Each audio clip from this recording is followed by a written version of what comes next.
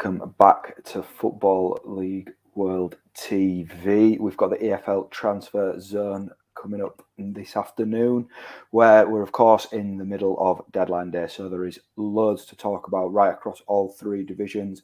This is the first of a Transfer Zone series over the course of today. We're coming at you every 2 hours across Facebook, YouTube and Twitter to discuss all the rumours, speculation and done deals across the Championship, League One and League Two. I'm your host, Alfie Burns, and joining me is my colleague, Billy Mulley. Billy, how are you getting on? How's the first half of deadline day gone for you? Yeah, it's flown by. A lot going on, a lot to talk about, and yeah, it's exciting as we get ever closer to the deadline. Absolutely. As I mentioned, we're streaming across Facebook, YouTube and Twitter this afternoon. If you're joining us, get yourselves in the comments, and anything that you want to discuss, get in touch and we'll try and squeeze it into the show. But we have got a packed show already. We could sit and talk about transfers probably all afternoon, but we won't be greedy and we're just going to run you through 6 bits of speculation, which we'll get stuck straight into.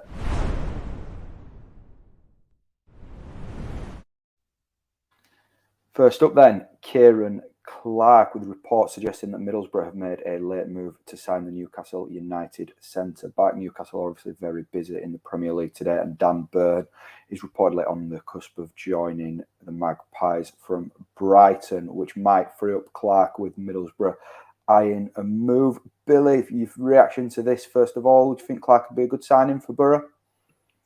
Yeah, I think there's definitely scope for him to be a very good signing. Obviously, Middlesbrough chasing down promotion and adding that Premier League experience, that's massive for them in terms of continuing. They've got a lot of young players in that squad, a lot of very exciting young players, but I think ultimately balancing that out with a player as experienced as Clark could be massive in what remains of the season. I think it's no surprise to see Clark seemingly come available, coming from, Newcastle were in a position where they're trying to free up their squad, and it's going to be a massive day for Newcastle. Probably could do a whole episode on Newcastle and, the related transfer ongoing just in the Championship, because there's a lot at the moment. And I think Kieran Clark to Middlesbrough is one of them that's a very good fit, and I think one that we could see progress and turn out to be a good deal should it happen. I think looking at the Middlesbrough squad, I think if you close the window right now, they're in a very good position to keep on going. But adding a player like Clark can only bolster the options and, boost their chances of going on and winning promotion. Looking immediately at the squad, it could see Paddy McNair return to a midfield position. I think there's been arguments within the conversations within the fan base where McNair best fits. Obviously done a really good job at centre-back in recent times, but is also, competent enough to play in a holding midfield role. So yeah, it's quite interesting to see what happens, and if he does come in, who currently misses out. I think Dijksteel's been brilliant at right centre-back, and Dale Fry coming back into things as well has been a big help. But ultimately, yeah, I think this is a good move and something that does definitely bolster their promotion chances. Yeah, we saw Boro strengthen the attacking side of their squad earlier in the window, with Balogun arriving from Arsenal and Aaron Connolly from Brighton. But centre-back appears to be the priority today for Chris Wilder, so one to keep an eye on there, definitely, with regards to Kieran Clark.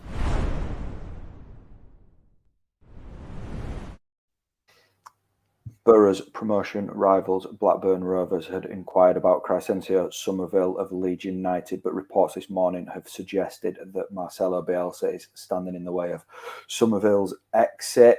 What kind of blow do you think this is for Tony Mowbray if he was so determined to get Somerville towards the back end of this month, Billy?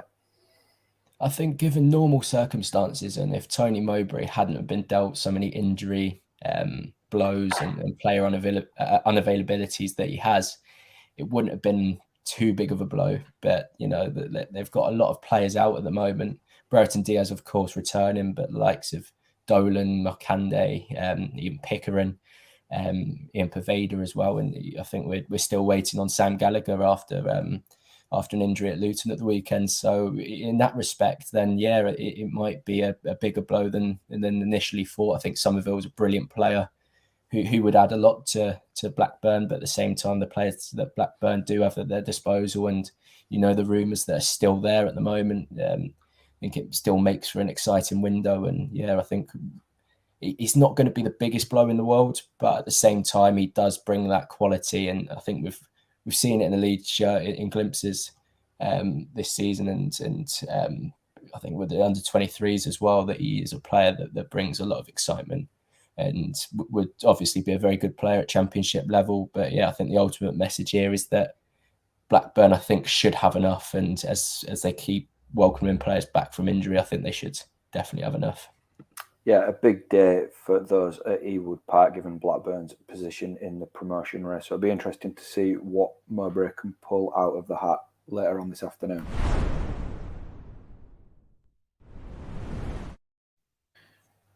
Brentford centre-back, Charlie Goode is undergoing a medical with Sheffield United this morning ahead of completing a loan move to Bramall Lane.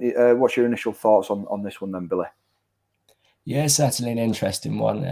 Excelled in League Two with Northampton, I think it was, a couple of years back, and has also impressed in rare starts for Brentford. But ultimately, I think he needs something to bridge the gap from sort of regularly starting in the Premier League and where he was at with Northampton. So yeah, I think a top end championship move could be brilliant for him.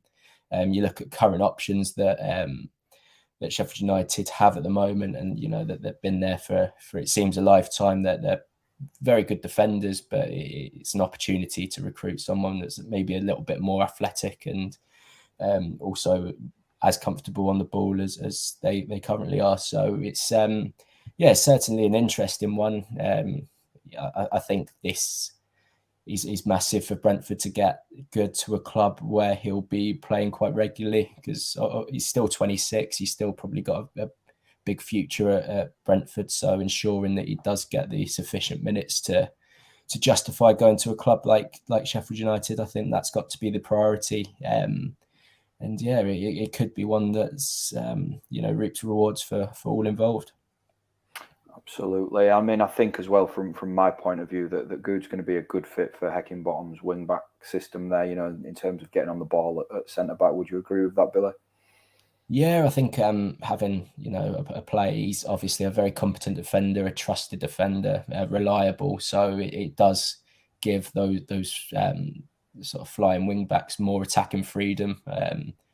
I think they'll trust him in possession more and trust his defensive responsibilities, and sort of gives them the license to operate a little bit further up the pitch and not have to worry about I wouldn't say not have to worry about the defensive responsibilities, but there'll be less concerns given his quality and what he does bring to a team. So yeah, in that respect, I think it's a signing that Heckingbottom will be eager to make, and I think it's one that, as I said before, could reap rewards for everyone involved.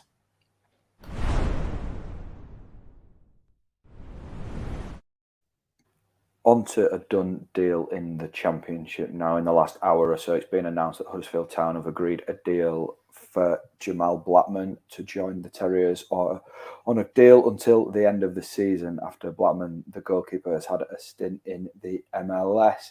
Billy, what are your thoughts on this done deal and whether Blackman can push the impressive Lee Nichols for the gloves at the John Smith Stadium?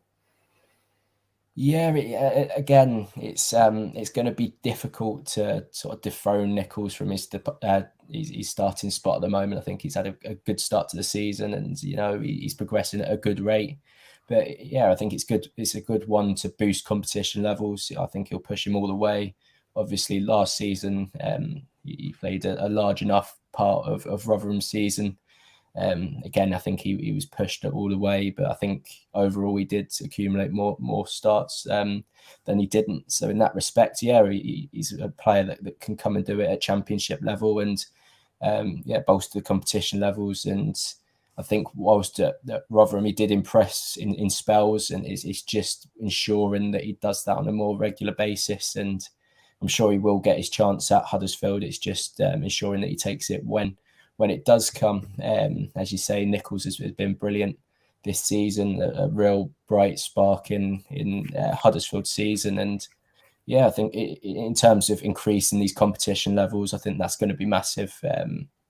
It's still a large enough chunk of the season left, and anything can happen with injuries to general player unavailabilities. To have a player that's probably second in command, like Blackman could be at the very start, then yeah, I think Huddersfield fans can be really, really confident in their goalkeeping department. Absolutely. I think this was a needed signing just to give Carlos Corberán somebody to push Nichols until the end of the season, especially with Huddersfield, of course, still in the FA Cup. They take on Barnsley next weekend.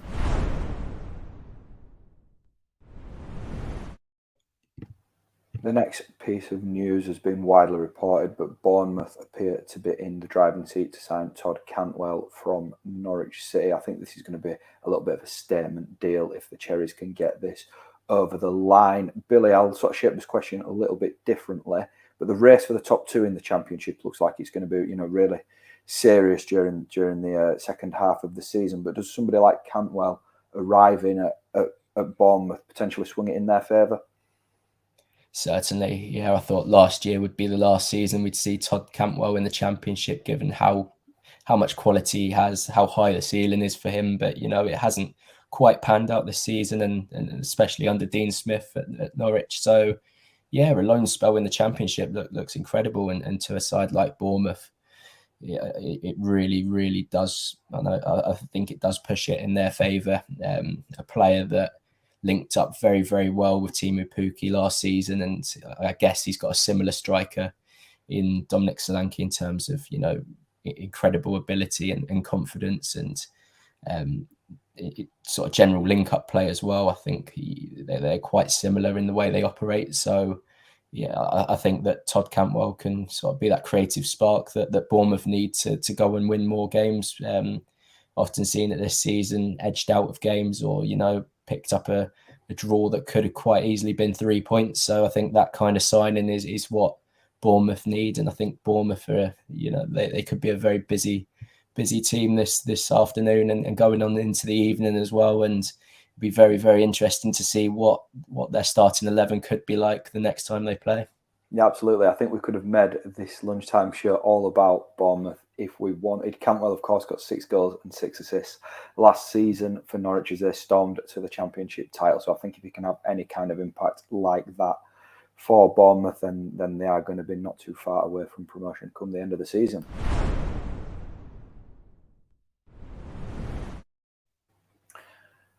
Another piece of transfer news centres around Hayden Roberts of Brighton. The young centre-back is wanted on loan by both Oxford and MK Dons down in League One. They are, of course, both pushing for playoff football in the 3rd tier. Billy, who do you think is the best fit here out of Oxford or MK for somebody like Roberts? It's very difficult. Both teams are, aspiring to get promotion this season. Both teams are enjoying good form, and I think you could probably make a case for both being, two of the more suitable clubs that are out there for him. And I think looking at Oxford, they're a team with confidence at the moment. That they've quite often been a team of stability, so including a player. And it's bringing in a new player can sometimes disrupt that, but equally it could be a welcome boost. I think looking at MK Dons, I personally think MK Dons might be the better fit, especially if something happens with Harry Darland today.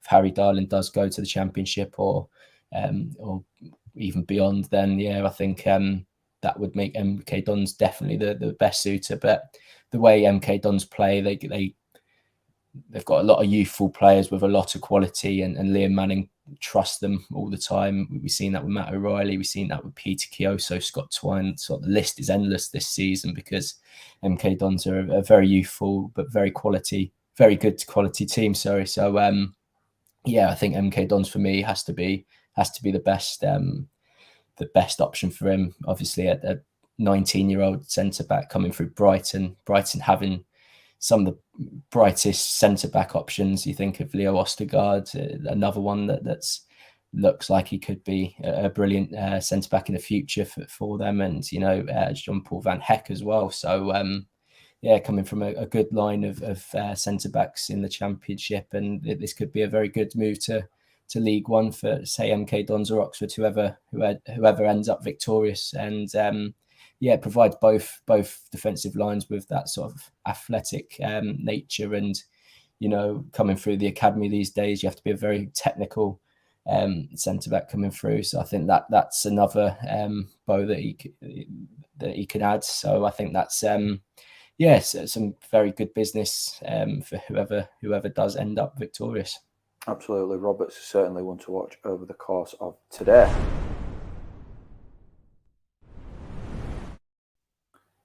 Finally, I'm just going to throw this one in here. Glenn Ray to Wigan. Football League World understands that the midfielder is set to join Wigan Athletic from Luton Town. While I've got you here, Billy, as a Luton fan, do you just want to sort of give us a little bit more background on this and how you feel about it as a Luton fan? Yeah, well, I think Glenn Ray's obviously a player that's done incredible things for Luton, been part of the rise from League Two to the Championship. Another player that started as a Brighton centre back, quite like a recurring theme going on here, but better now as a holding midfielder. And again, this season in spells has shown to be very, very good for us. I think back to when we beat Coventry 5-0 and he hadn't played much at all this season. He was just thrown straight into the starting 11 and, put nearly a man of the match performance in. And, he's got that in his locker. He's someone that can, it looks like he's doing two roles at the same time. He seems to be everywhere. And in a holding midfield role, he seems to be best suited there, and he's a player that I think would certainly bolster a side that are chasing League One promotion. I still think he could play at Championship level, but I think in terms of Luton seems to be moving in a new direction, and that's kind of leaving him behind at the moment. But I think at Wigan he'd be a very, very good addition. I think it was quoted to be a loan option, so if he does succeed there, I think there's scope for him to impress in the Championship again, and one that I think Wigan fans should be looking forward to, because he's someone that brings stability and just sort of defensive, a lot of defensive work, and someone that's not going to score 25-yard screamers, but someone that will put their head on the line for your team. Absolutely, an exciting addition for Wigan if they can get that one over the line this afternoon.